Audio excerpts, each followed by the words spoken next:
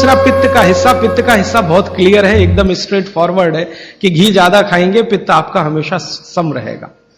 और ज्यादा घी खाने का जो समय है वो बारिश के दिनों में और ये जो गर्मी के दिन होते हैं ना, उस समय घी ज्यादा खाइए ताकि पित्त को कंट्रोल करके रखे। और वात के लिए मैं पहले ही बता चुका हूं, शुद्ध पित्त। अभी ये जितनी बात है आप सोचो कितनी सरल है, बस हमें अपनी जीवन शैली में थोड़ा बदलाव करना है। जीवन शैली में बदलाव से पहले मन में संकल्प लेना है कि जी हम तो ऐसे ही चलेंगे, दुनिया जिधर जाए जाए हमें उससे मतलब नहीं, हम तो ऐसे चलेंगे। तो ये 3 चीजें अगर आपने देख ली तो बहुत अच्छा है।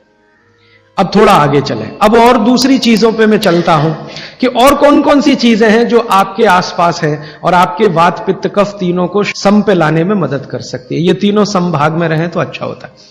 और कौन कौन सी चीजें हैं? तो भागवती जी कहते हैं रसोई के बाहर जाने की जरूरत ही नहीं, सब वहीं है। भागवती जी ने एक सूत्र लिखा है, दुनिया का सबसे बड़ा औषधि केंद्र हमारा रसोई घर है। सबसे बड़ा औषधि केंद्र रसोई घर है। अब दुर्भाग्य से हम रसोई में जिनको मसाला कहते हैं ना, मसाला, वहां मसाला कुछ नहीं है, सब औषधि है। मसाले का और औषधि का अंतर मालूम है? ये मसाला तो शब्द ही भारत का नहीं है, पहले तो ये बता दूंगा। ये अरबिक शब्द है, फारसी से अरबी में आया, अरबी से हमारे घुस गया, हिंदी में और जगह जगह घुस गया। ये विदेशी आए तो ये शब्द भी आया। हिंदुस्तान में 17वीं 18वीं शताब्दी का साहित्य जब मैं पढ़ता हूं तो जब तक मुगलों का राज्य रहा तब तक मसाले शब्द का बहुत उपयोग है। मुगलों के राज्य के पहले एक भी जगह किसी भी शास्त्र में मसाला नहीं है। चरक संहिता पढ़ी मैंने, कहीं भी मसाला नहीं है उसमें। सुश्रुत में कहीं मसाला नहीं है, बागवट की कहीं मसाला नहीं है। पुराने जितने लेखक हुए हैं ना 10वीं शताब्दी के पहले के, कहीं भी किसी ने मसाले शब्द का इस्तेमाल ही नहीं किया। हर जगह है तो औषधि है, औषधि औषधि, जीरा औषधि, धनिया औषधि, ये औषधि के रूप में है। तो इनकी जो प्रॉपर्टीज हैं रसोई घर की, औषधियों की, ये सब आपके चिकित्सा के लिए है। अब मुझे समझ में आता है कि हमारे पुराने जमाने की माताएं बहनें, जो हमारी दादी हैं, नानी हैं, उन्होंने अपनी अपनी बेटियों को जो कुछ सिखाया, सब्जी बनाना तो क्या क्या डालना, जीरा चाहिए, धनिया चाहिए, हींग चाहिए, मात्रा कितनी कितनी चाहिए, वो सब बड़े वैज्ञानिक और चिकित्सक लोग रहे होंगे। क्योंकि रोज हमारे शरीर में वात पित्त कफ की स्थिति सम और असम होती रहती है। आप जानते हैं सुबह जो है ना वात ज्यादा होता है शरीर में, सुबह सुबह, दोपहर को पित्त ज्यादा होता है, शाम को कफ ज्यादा होता है। तो ये पूरे 24 घंटे में ऊपर नीचे होता रहता है। तो 24 घंटे में जो वात पित्त कफ ऊपर नीचे होता रहता है, तो सब्जियों में उसी के हिसाब से औषधियां डाली जाती है।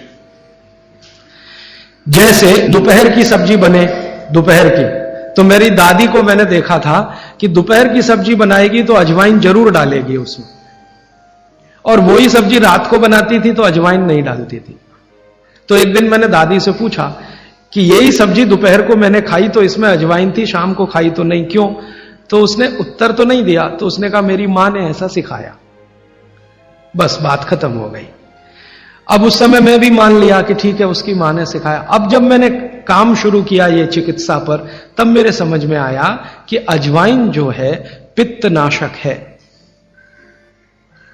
घी के बाद, देशी गाय के घी के बाद जो सबसे ज्यादा पित्तनाशक दूसरी कोई चीज है तो वो अजवाइन है। और दोपहर को पित्त भड़कता है, आप जानते हैं, और वो स्वाभाविक है क्योंकि खाना खाने के लिए पित्त भड़कना ही चाहिए।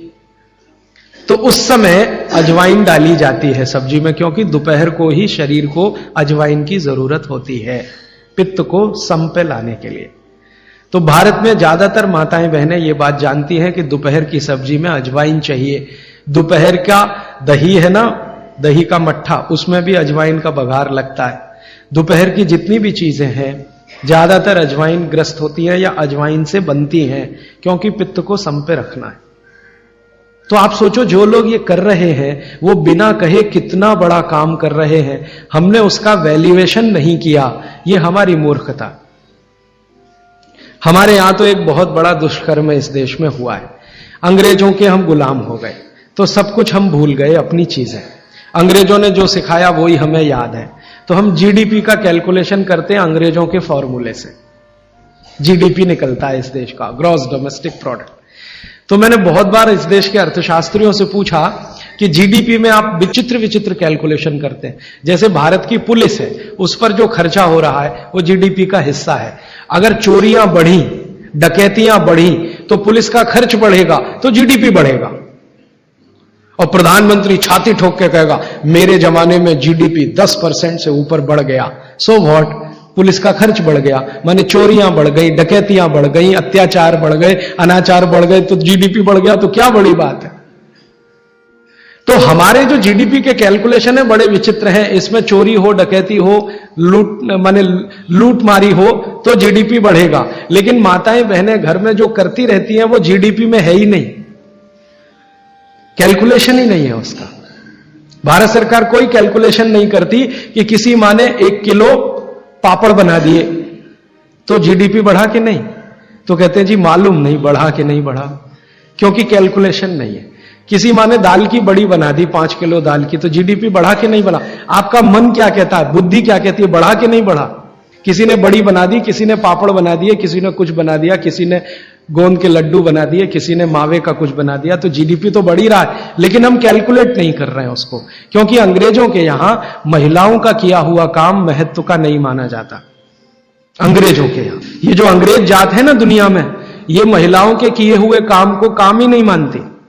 आपको मालूम है 2000 साल यूरोप में महिलाओं को पुरुषों से हमेशा कम वेतन मिलता रहा, और आज भी है ये कई देशों में। वो मानते ही नहीं कि इनका कोई काम है। क्यों? वो महिलाओं में आत्मा नहीं मानते। हां, यूरोप का सबसे बड़ा दार्शनिक है प्लेटो, वो कहता है कि स्त्रियों में आत्मा ही नहीं होती, आत्मा सिर्फ पुरुषों में होती है। तो स्त्री जो करे वो बेकार है, पुरुष जो करे वो ही अच्छा है। तो उनके यहां से ये कैलकुलेशन हमारे यहां आ गया कि स्त्री कुछ भी करे तो काम ही का नहीं।